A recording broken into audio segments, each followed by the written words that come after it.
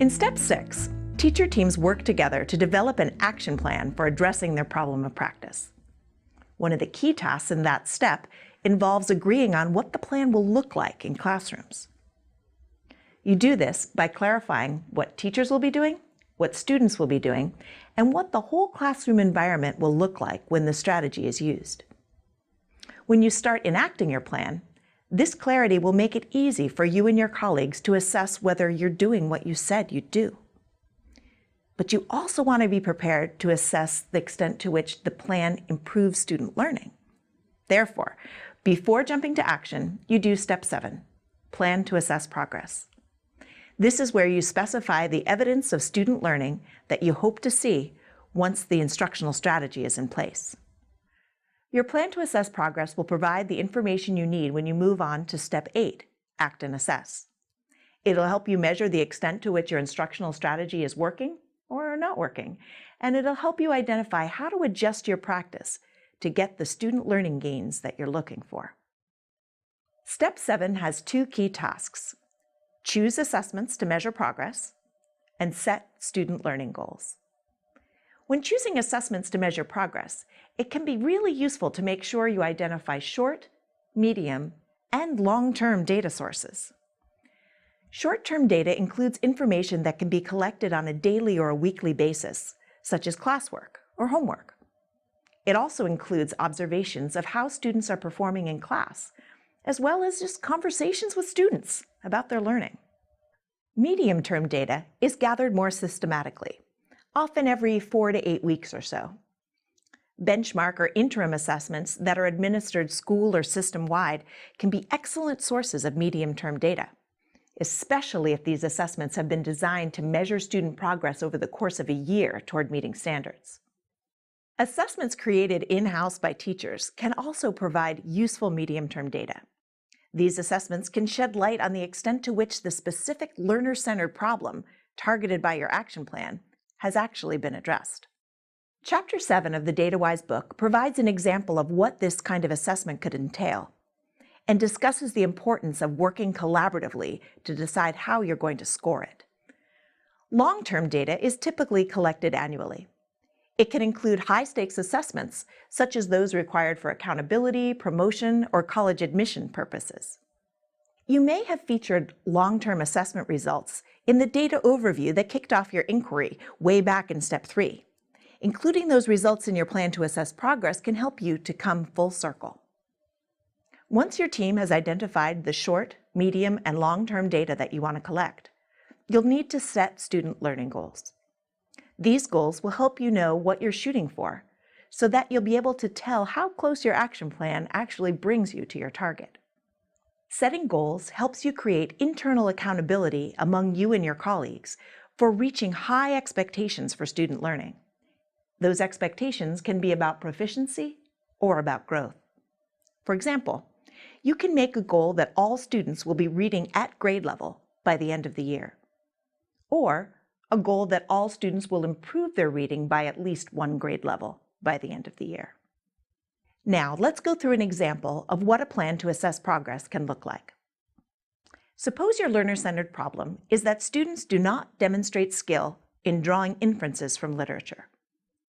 And your problem of practice is, as teachers, we do not challenge students to go beyond the literal interpretation of what they read. Your instructional strategy might be having students role play how the characters in a novel might respond in different kinds of situations, and then have students reflect on their acting choices. You could collect short-term data about the effectiveness of this strategy by observing these role-playing exercises and then talking with students about their acting decisions. Your goal for this short-term data would be to have every student be able to explain what they had read in the original text that made them choose to have their characters do what they did. You could collect medium-term data by having all teachers on your team administer 3 writing prompts over the course of a semester that ask students to make inferences about the motivation of characters in literary texts. You and your colleagues could then collaboratively develop a 4-point rubric against which to score the prompts, and set a performance goal that all students would have an average score of 3 across the assessments. You could also set a growth goal that each student's inferencing skills would improve by at least one rubric level from the first prompt to the last. Your path towards identifying your learner-centered problem, that students do not demonstrate skill in drawing inferences from literature, may have originated with the finding that, last year, on average, students only answered correctly 50% of the inference questions on the state test. So, for long-term data, you may want to return to that test and see how performance on inference questions this year compares to the performance of the same group of students last year. You might set a goal that the average percentage of inference questions answered correctly would increase from 50 to 80%. These short, medium, and long-term goals, taken together, will allow you to mark your progress and maintain a relentless focus on evidence. One challenge you might face when planning to assess progress is that the assessments you already have don't measure what you want to measure. If this happens, don't let yourself get boxed into defining data in a narrow way. Data can include much more than the tests listed on the data inventory that you created at the beginning of the process. Be creative. It's okay to design your own assessments so that you can get the specific feedback you need about student learning. Chapter 7 of the DataWise book discusses examples of creative choices teams make in planning to assess progress and helps clarify some of the trade-offs in using different kinds of data. Another challenge is getting hung up on going back and forth with your colleagues about the exact percentages when you're setting student learning goals. Haggling over whether you'd like to see 83% or 79% improvement is not a good use of your collaborative time.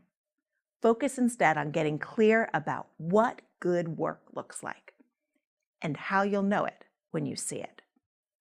Perhaps the most important thing is to avoid the temptation to skip this step entirely because you're running out of time. The key is to pace yourself as you work your way through the whole improvement cycle, making sure that you don't jump to action until you've got a clear plan for how you're going to track your progress. In fact, when we wrote the DataWise book, we made a very deliberate choice to have planning to assess progress be its own step, even though in reality, educators do this work at the same time that they create their action plan.